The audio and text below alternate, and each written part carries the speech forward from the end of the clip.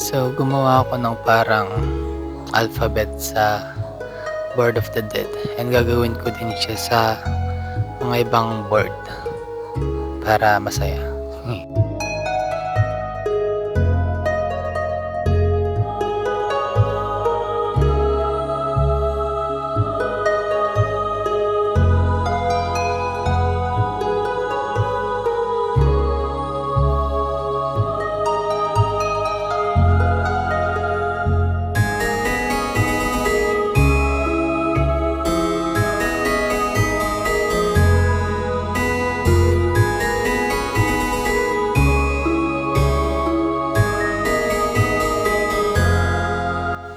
So, ayan lang po mga kaganapan this past month.